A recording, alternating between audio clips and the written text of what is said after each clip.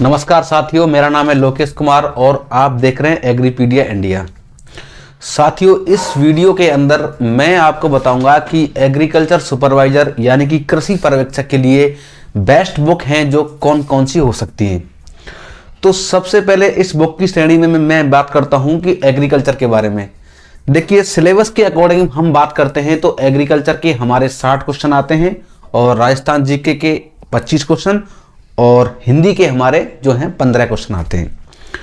तो इस तरीके से सिलेबस का जो डिवाइडेशन हो रखा है उसके अकॉर्डिंग मैं बेस्ट बुक के बारे में इस वीडियो में बताऊंगा। सबसे पहले एग्रीकल्चर के बारे में। एग्रीकल्चर के बारे में देखिए, आपको साथियों एक बुक आती है नेमराज सुंडा की हिंदी मीडियम में।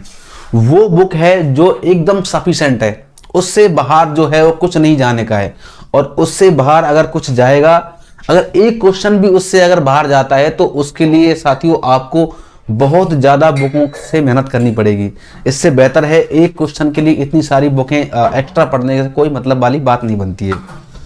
तो मैं पिछले 2-3 भर्तियों से मैं ये देख रहा हूँ कि एग्रीकल्चर के हमारे 60 क्वेश्चन के अंदर से कम करीब 55 या फिर मतलब 55 के समथिंग 55, 56, 57 के समथिंग क्वेश्चन हैं जो इस किताब में से मिल जाते हैं। हिंदी मीडियम की बुक आती है नेमराज सुंडा के नाम से, जिस बुक का नाम है ए कॉम्पिटिटिव बुक ऑफ एग्रीकल्चर। इस तरीके से एक बुक आती है, वो आप चाहे तो ऑनलाइन परचेज कर सकते हो, चाहे तो ऑफलाइन परचेज कर सकते हो। सबसे बेस्ट बुक है एग्रीकल्चर के लिए।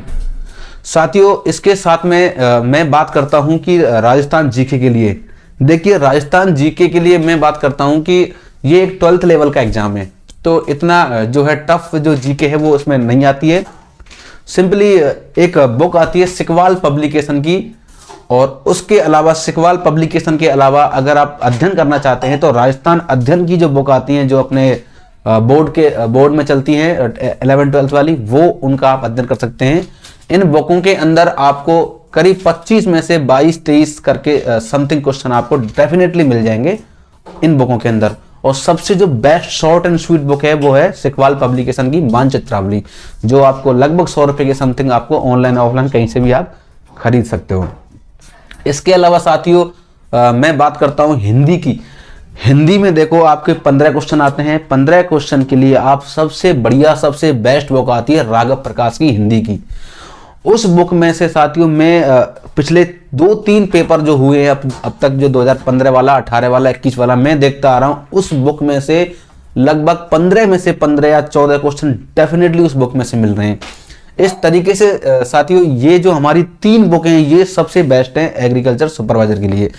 इसके अलावा अगर आप किसी कोचिंग के नोट्स पढ़ना चाहते हो तो वो, अगर आपके पास एक्स्ट्रा टाइम है तो वो आप पढ़ सकते हो।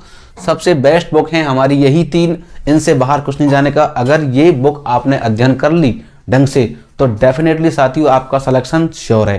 क्योंकि मैं खुद अपनी बात करता हूं, 2018 के अंदर जब मैंने एग्जाम दिया था, मैंने ना तो कहीं से कोई कोचिंग की थी, ना किसी कोचिंग के मैंने नोट्स लिए थे।